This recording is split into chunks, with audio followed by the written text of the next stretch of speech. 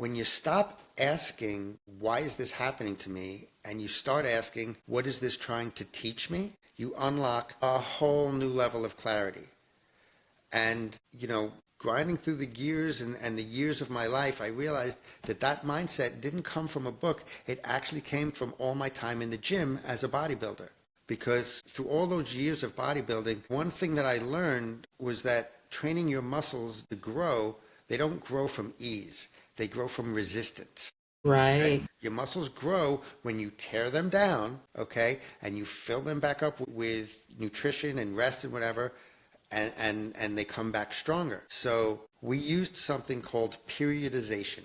Periodization, not an easy word. And that's when we purposely increase the resistance right after we hit a plateau, because that's when growth happens. Do you ever feel like no matter what you do, it's not good enough? Like perfect is the only standard, but you're still left feeling behind? Perfectionism keeps us stuck. It robs us of peace, of our joy, and the freedom to just be. That's why I created Beauty of Imperfection, Good is Enough, a guided workbook to help you let go of the pressure, quiet your inner critic, and start celebrating progress over perfection. Inside, you'll find tools that remind you your worth has never depended on being perfect. It's time to embrace the beauty of imperfection because good really is enough. Let me remind you, you are always worthy. You already are. Get your copy of my workbook today. Emotionally unavailable. Okay, so I saw that you work with people, well, mostly high achievers, to reclaim their mental well being and build resilience for life. For one thing, in just a second, I want to get into what you define as high achiever because I've been hearing this a lot and I'm just curious about people's interpretation of what that is. But you work with how to break free from anxiety, how to transform negative thought patterns into mental strength, how to overcome high achievers' depression trap, how to support loved ones through mental health crisis. So the ones that really pulled to me were, like I said, understanding what people mean when they say high achiever. Because Mm-hmm. I'm wondering if I fall into that, but I just don't really know. I feel like it's an oldest child thing, which I'm not. I'm a middle, So but am I. still.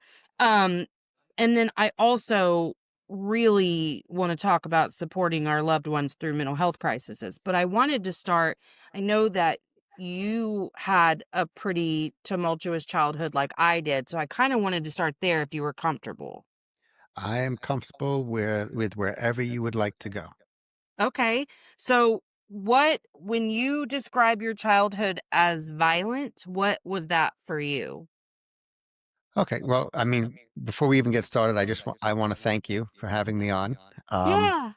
it's really an honor to be here, and I appreciate the space for its focus on overcoming adversity, but also for encouraging the listeners in their reflection, growth, and the deeper meaning behind whatever we're struggling with. Um, and to address, just really quickly, I'll pull the curtain back to address higher achiever, our high Yeah. achiever. I don't really love the term. Okay. And what I can tell you, if you're hearing it over and over, it's because the people who help coaches and people like me with their marketing tell you to focus in on a specific target market. Uh-huh. I love your And honesty so much for that because you're yeah, exactly right. and your higher achiever in their minds is the person who is willing to invest in themselves and always wants to better themselves, which is great. And if that is purely the definition of high achiever, then I'm all for it. If you're willing to be introspective and look at yourself and you want to be the best version of yourself, in my mind, you're a high achiever. I don't care if you're a CEO or if you're working, washing dishes. If you're looking to bet, because I've been both, by the way, Yeah. right? And I don't think my want to achieve has changed no matter what my station or status in life was.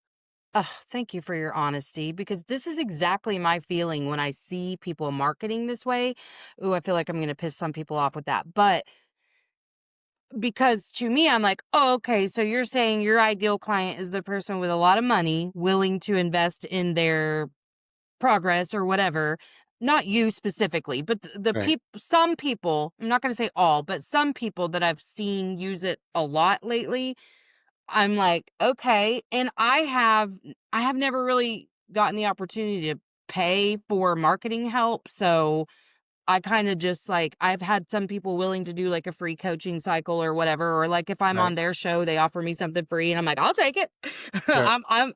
I'm a take what's offered kinda gal. But, yeah, I've started to learn kind of the way the traditional marketer feels they need to, Well, narrow no, down. and it's I'm not trying to disparage them either because everyone has to make a living. And Absolutely. so, there are a lot of people out there who are trying to make a living or create a career as a coach. And because of the times that we're in, the most effective way to reach people is usually through social media. And there's Mhm. algorithms and there's targeting, there's all that stuff that has nothing to do with who you are as a coach or who your clients are as Yes. people.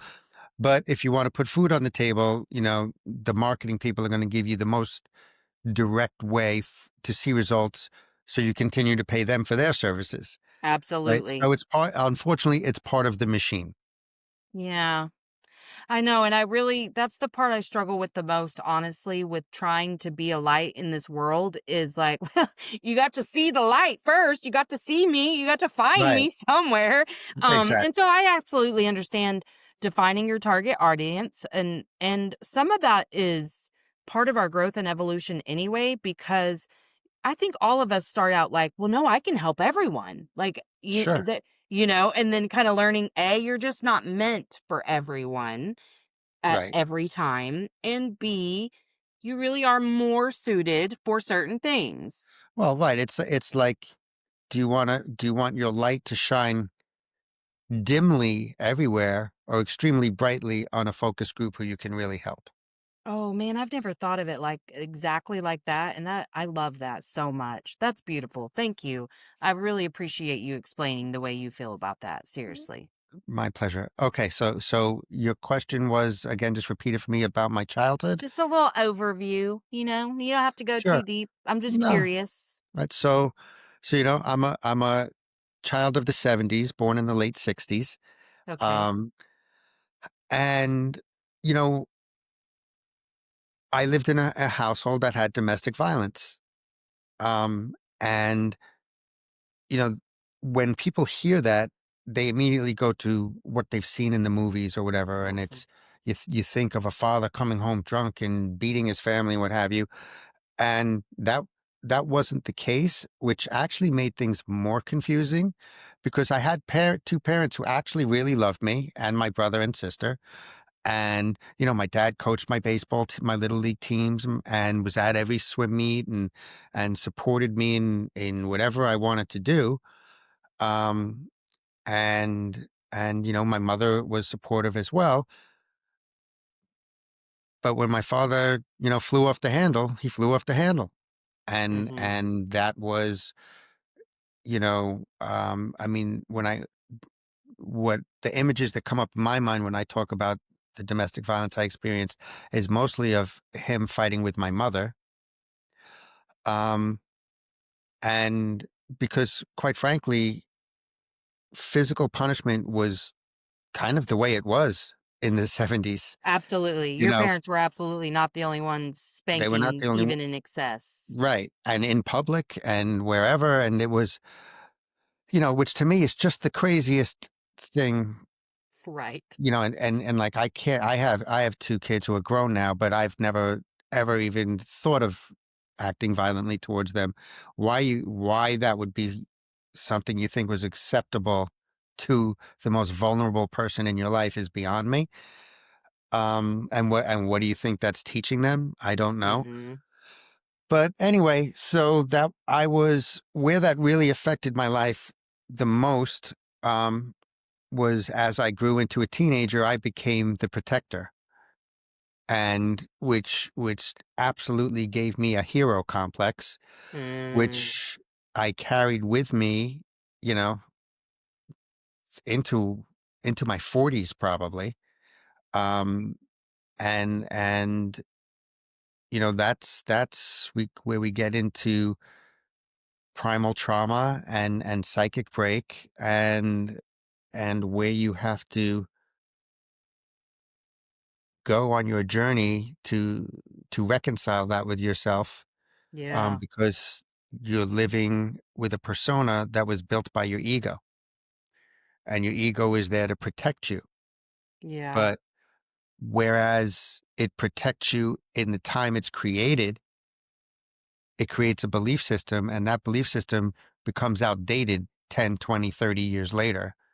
But many of us are still carrying that belief system at the present time, and it sends out an energy, and you get back that energy, and you wonder, why am I always stuck? Why do I always end up in the same place? Because you're working with an outdated belief system that no longer serves you. Isn't that the truth? I know for myself, just constantly when I was going through I'll say healing, um, the grief that I experienced over the things I didn't know before that obviously informed some really negative choices. Learning to forgive myself for not having the right information was such a process. And now I can say that and almost laugh at myself that it was that hard because obviously, like, if I had known what I know now, I would have made different choices. But it was very difficult to compute that I made such lousy choices based off some really lousy programming with my children, with my, two spouses, like all the mistakes I've made in interpersonal relationships. And when you say ego, boy, I really victimized the shit out of myself because I just and not knowingly, like I was one of those survivors. So I had that survivor hat on who's like, Hmm. in my masculine energy all the time and just very like, I don't just survive, I thrive. And I don't even know that my, childhood had that big of an impact on me. It did. But like, because my life outwardly didn't look like my siblings' choices. And also my grandma, who was my primary caregiver for most of my life because my parents were addicts, she reinforced that notion by saying things like, I didn't take my dad's death as hard as my brother's because I didn't like immediately go out and start rebelling. And what I wanted to say was, you mean I continued to be the good girl that you raised me to be, the perfectionist, the person who wants Right. nothing more than to make you happy and realizes more every day I will never be able to. I did exactly what you wanted me to do, and so now I'm being punished again, is what it felt like. Like, you can't even see my grief? What the fuck? You know? So let me ask you this. How do you feel about yourself today? Today, I feel compassionate for myself. I feel really full of love and unconditional positive regard because I'm thankful for every version of me that got me to here with the information that they had. And I also just understand I was never meant to be perfect and that I'm doing all the messy shit just right. And you're helping a lot of people today, right? With this Yeah. podcast? Okay, so listen very carefully to this.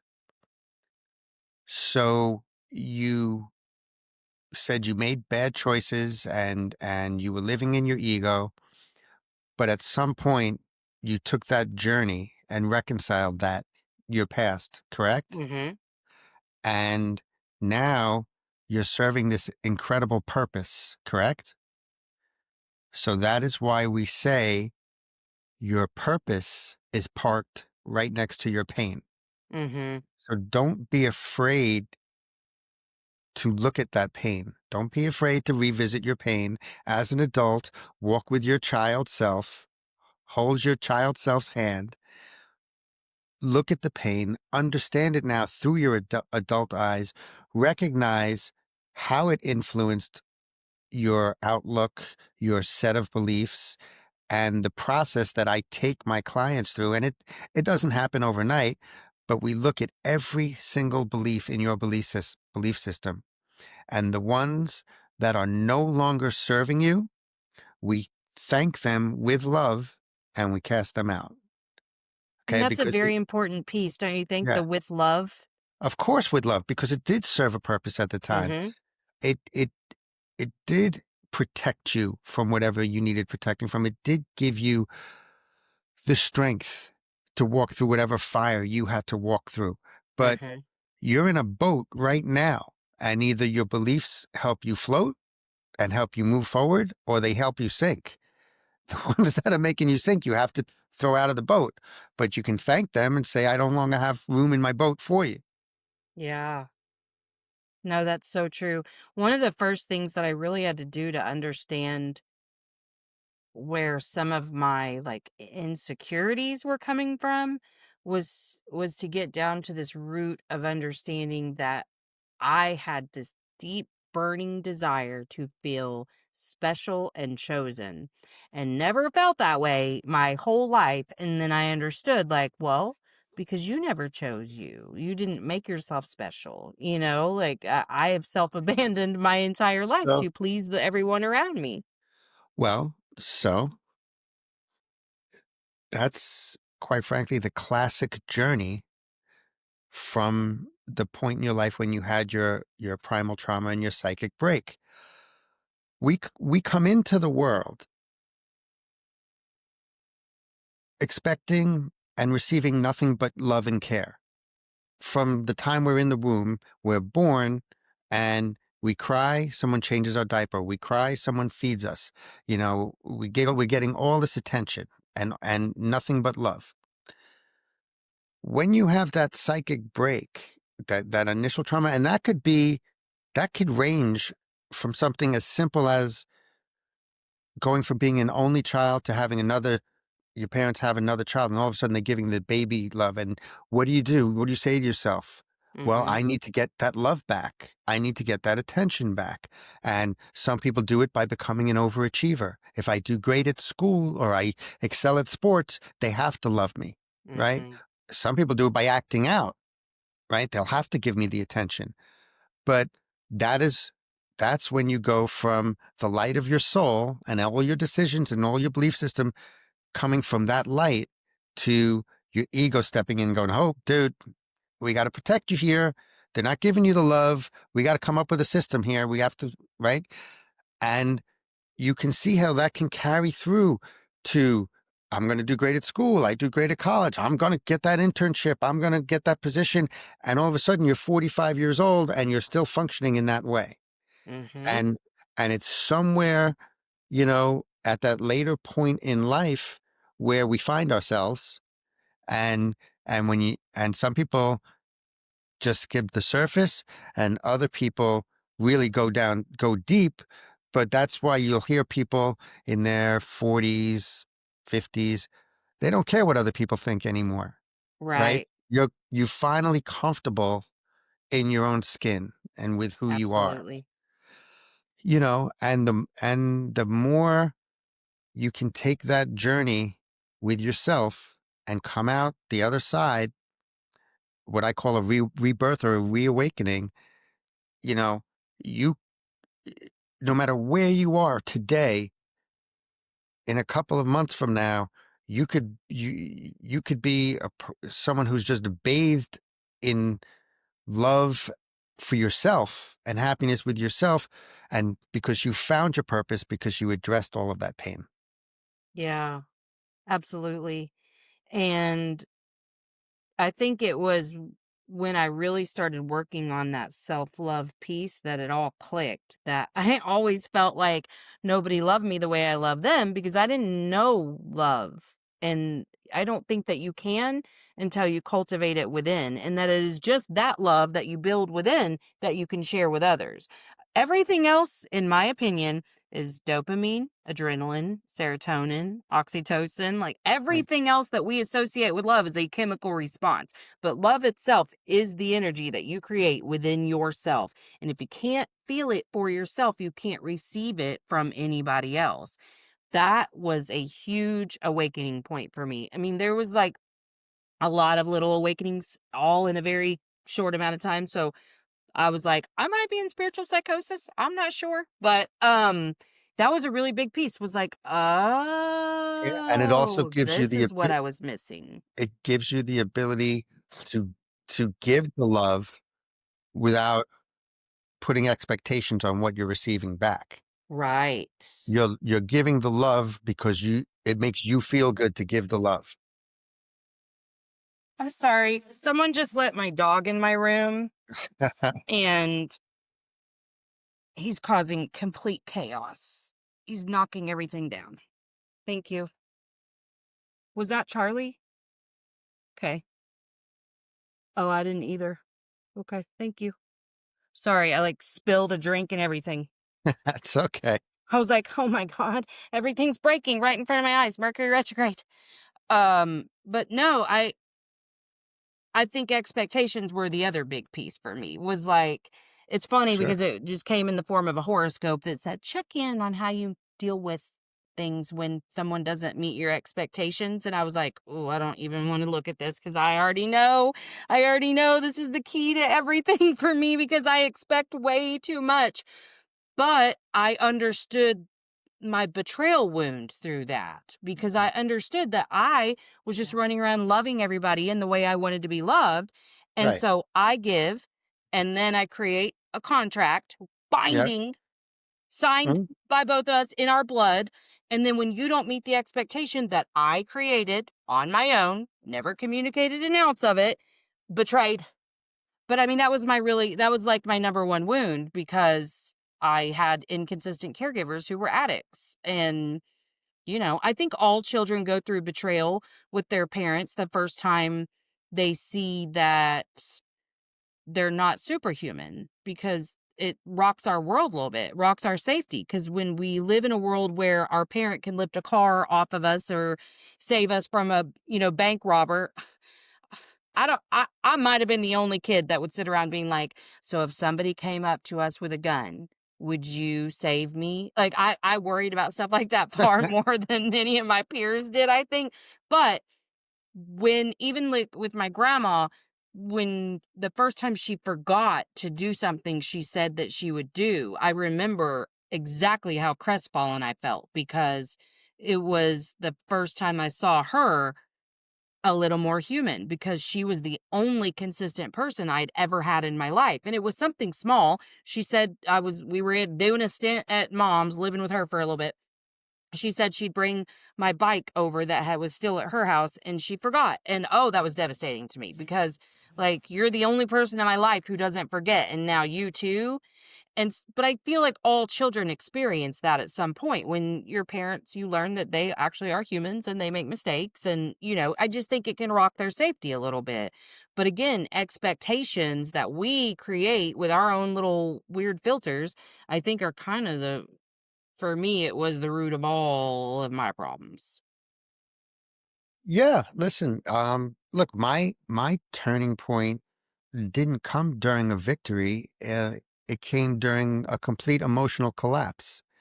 And when you speak about strength, the persona I had built to survive could no longer carry the weight of my childhood trauma that I Hmm. hadn't yet fully faced.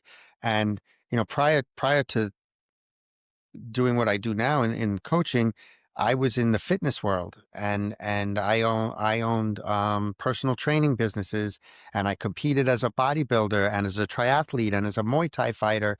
So Wow. when you have a persona that's completely built on strength, and everybody looks at you literally as a superhero, Yeah. when you're going through a collapse, it's confusing and it's crippling. Um, but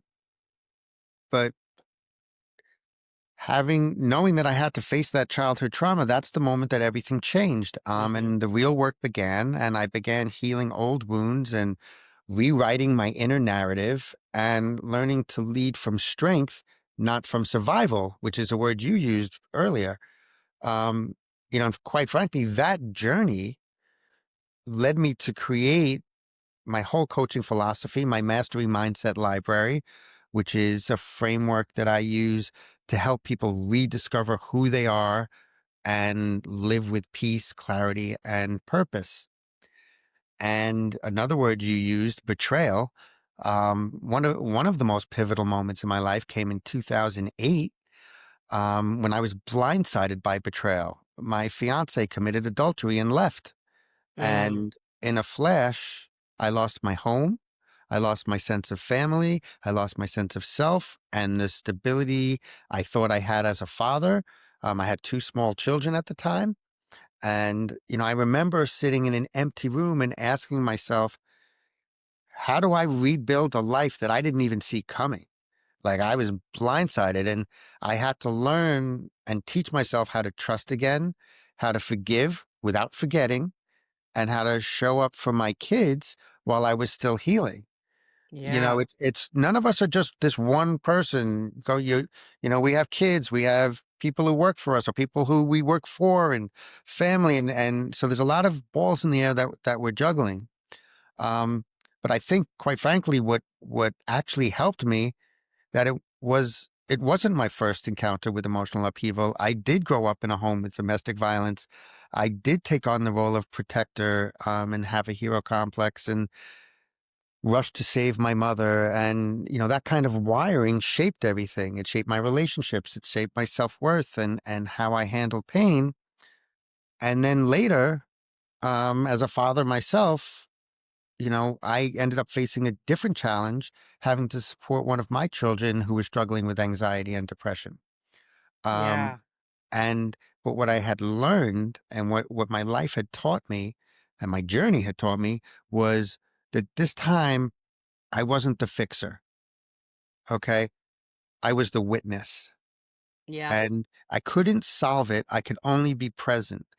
And that experience taught me the deepest kind of compassion to walk alongside someone without judgment, meeting them where they are, not where I think they should be.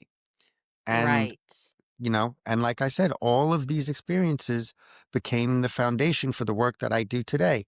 Um, Helping people move through fear, anxiety, and self sabotage, um, because I've been able to create and discover and curate practical tools that actually transform how people see themselves and how they live. Yeah. And we very recently in the last 2 months, it it came full circle, and I was able to take one of the most meaningful steps of my life because I became a living kidney donor for my daughter's Oh, grandfather. wow. So I was able to donate my kidney, and he's going to be able to receive a kidney because of that. Um, And, it wasn't just a medical decision. It was a personal declaration that I now live in alignment with my values and not my wounds. And if you see this, what I'm wearing here, I wear every day. It says I am. That's something that was taught to me by my coach. And I teach to people now. It's your I am declaration. And it's that I am declaration is a few statements after you've gone through your journey and your reawakening, declaring I am fill in the blanks to the world. And once you do that, and once you create your core values, you can live in alignment. To me, that's what emotional availability is. It comes when you journey back to your soul, and it's an Mhm. ongoing practice of returning to who we are beneath our pain. And that's why I'm grateful to be here and to share that journey and to honor what it means to come home to yourself. I love that phrase because the first time I heard it, it really resonated with me, like, "Oh, that is what I've done." And you made a really beautiful point about especially when it's your child. The reason that we try to fix so much with our children or just outright dismiss them when they're going through something is because we don't know how to sit with the discomfort that comes up in us when we're watching them suffer in any way. And so I have really it's not easy. I'm not dismissive with them at all anymore, but I am still working on not jumping in because I hate the way I feel when they are going through something. So it is a practice for me to be a witness to them instead of because it's usually like some stressor they're experiencing that really would be, like, fairly easy for me to fix, but I'm working so hard on just allowing them to have their experience, and oftentimes, they're not asking me more often than not, they're not asking me to fix anything, they're just Right. expressing something, and, ooh, that's a work for me.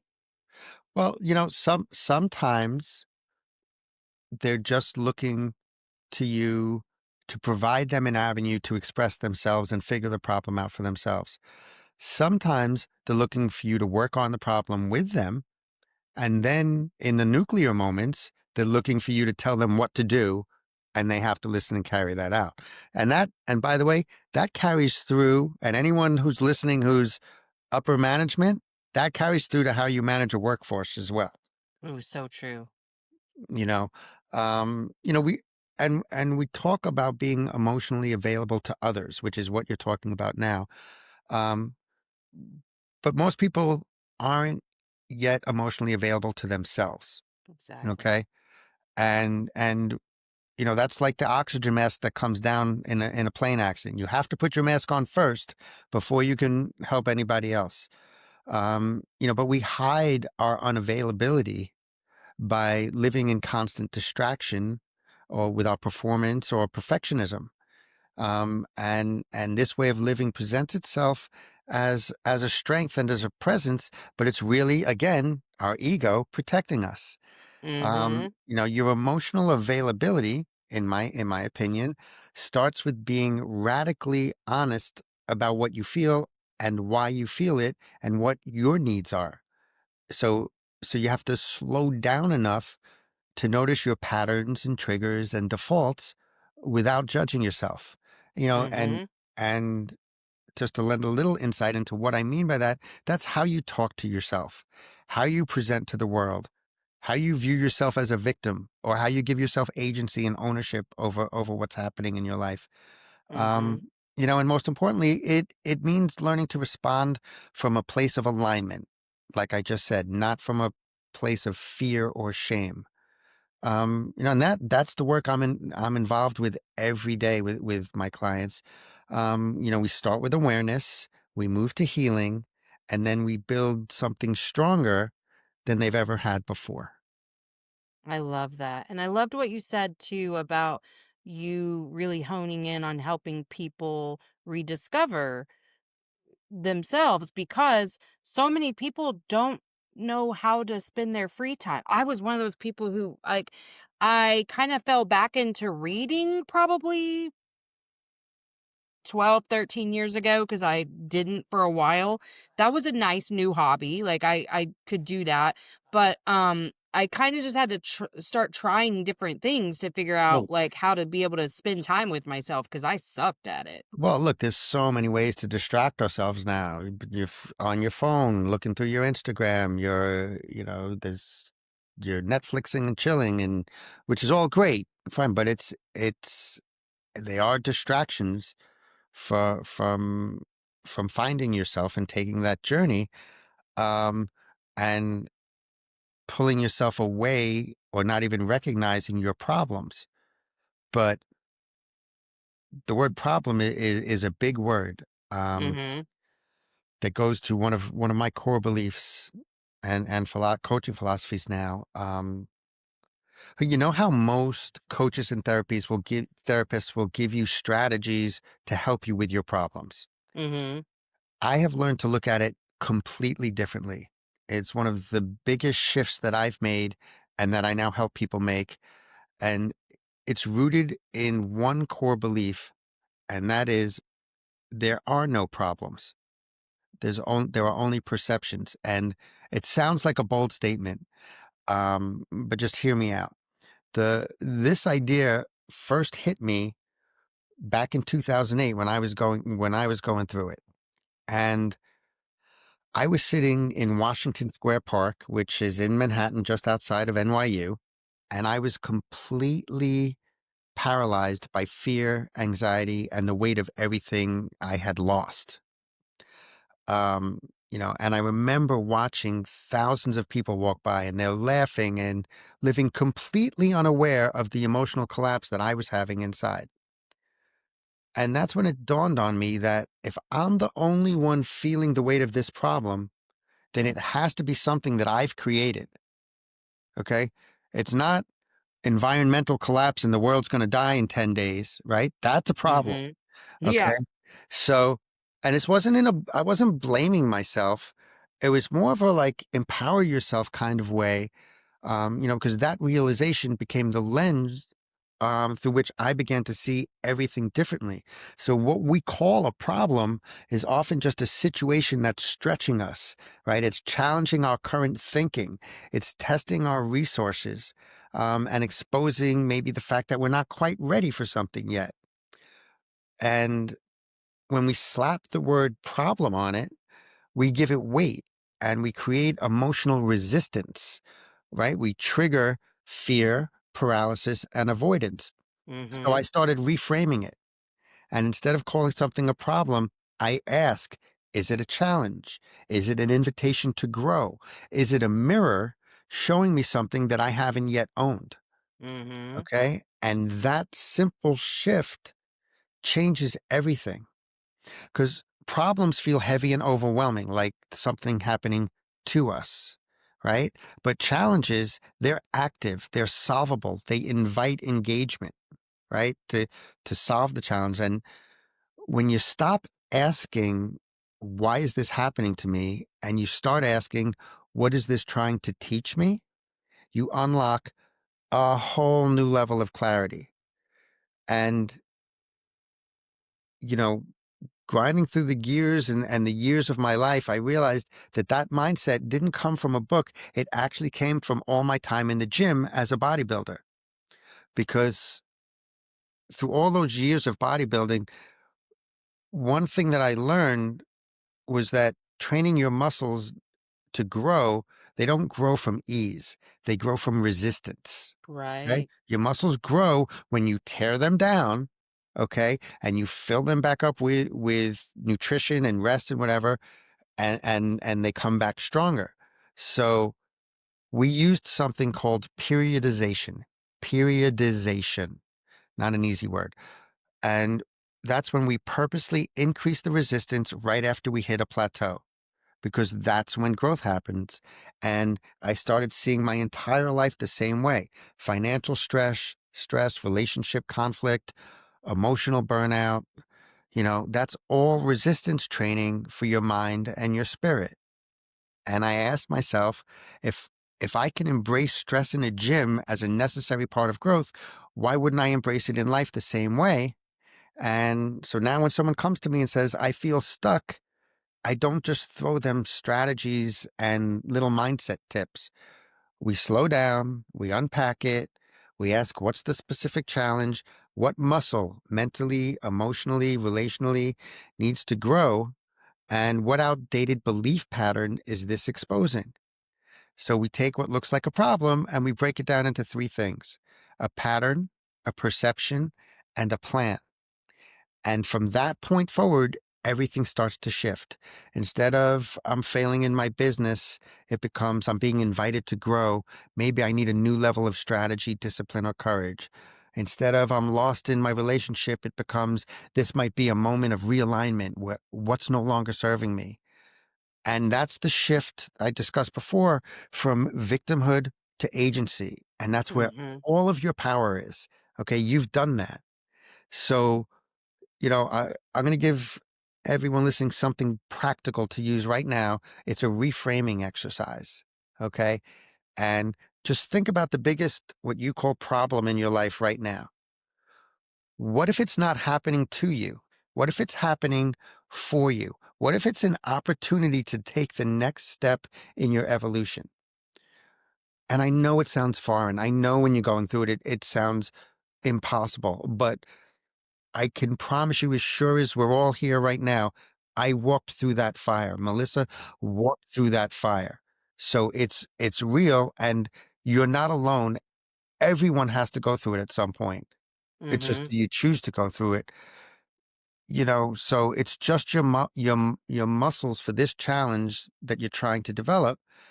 And once you name the lesson, the problem, once you name the lesson, right, your problem starts to lose its power.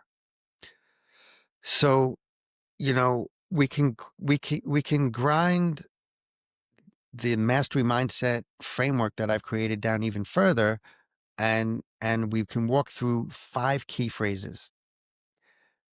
Revisit the break, what we discussed in the beginning. We begin by revisiting the moment of your primal trauma, which is your psychic break, where you were transferred from the light and love of your soul into the fear and fragmentation of your ego. And that moment created the protective identity and outdated belief system that you've been operating from for years, which is why you're stuck, which is why you keep ending up in the same place no matter what you do. And number 2 is awareness. We recognize the unconscious beliefs and protective patterns that are driving your actions. And then we rewire, which is challenging and replacing those outdated beliefs with ones rooted in your chosen identity, who you are now after casting aside all the crap that's weighing you down. There was a movie called The Devil's Advocate with Al Mhm. Pacino and Yeah, that was a Keanu good Reeves, one. and Al Pacino says, "Who you carrying those bricks for?" Right? Put the bag of bricks down. They're Yes. not doing anything for you, right? You've been clinging onto those bricks going, "This is my problem," for so long. Put them down. Mhm. No one else has them, right? Because they're a creation, right? They're a perception. So, after we rewire, that's when we create alignment, declaring our values and building a life that reflects them, right? And then activation, which is creating daily habits, boundaries, and systems that support your best self. But just think of this. If you can declare who you are with your I am declaration, and then say, these are my 4, 5, or 6 core values that are absolutely, I'm unwilling to compromise. This is who I am and what I value. Well, then you have a guideline for every action you should take in your life. And if you're acting out of alignment, you're going to notice that's where things go astray. So you're actually creating your own blueprint. And I Mhm. can promise you, when you're acting in alignment, oh my God, that is freedom. That is knowing, walking with clarity and confidence that everything I'm doing is serving the purpose that I have and the person who I want to be. And it stops the self-sabotage, and it unlocks a version of ourselves that's clearer, stronger, and more deeply fulfilled. And Absolutely. I know that was a lot, but I had to get that out. No, I loved it. I loved it so much. Yeah. Well, that was great. I love the work you're doing because it's important. Before we wrap up, is there anything that you feel like you didn't get to touch on? You want to, shout out where we can find you, anything you're Sh- promoting? Sure. Well, here's a practical tool for everyone to take with them, and you can use right now. Just kind of summing it all up. When something triggers you, just pause and ask yourself, what's the story I'm telling myself right now? Is this story empowering me or limiting me? And what belief do I want to act from instead? 3 very simple questions that will make things seem a lot simpler and a lot clearer to you how to move forward. And that single moment of reflection, um, that breath between reaction and response, 2 different things, is where your entire life can change. And growth doesn't happen in huge moments. It happens in small, consistent rewrites of your inner script. And most people don't need more information. They need permission to stop pretending, to be fully Mhm. themselves, to let go of the version of them that was built to survive, again, survive, and start becoming the one that's here to thrive. And that's living in alignment, means knowing your values and making decisions that reflect those values, even when it's uncomfortable. And that's not surface level change, it's transformation from the inside out. Mhm. Um, so as far as where to reach me or how to find me, I've actually put something very special together, just for today, as a thank you for having me on, and for creating such a meaningful space for all of us. to explore our healing, growth, and rediscovery. So, anyone listening, if you've been feeling stuck or overwhelmed or quietly out of alignment, um, it doesn't matter whether you're picking up the pieces after a setback or simply ready to reconnect with who you really are. This is just for you. Um, and it's my gift from the heart. It's absolutely free. So you're not being sold anything.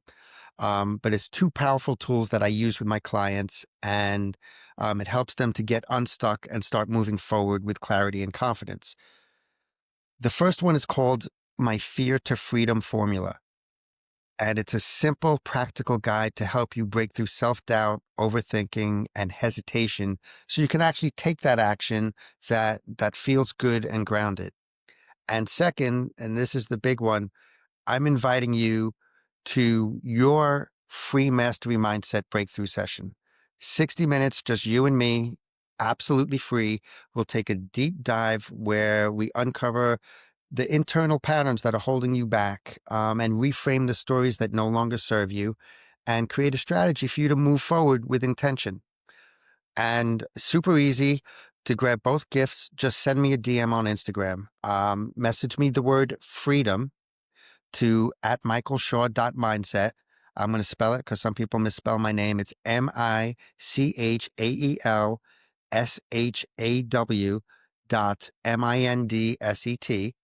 And just take advantage of the opportunity, please.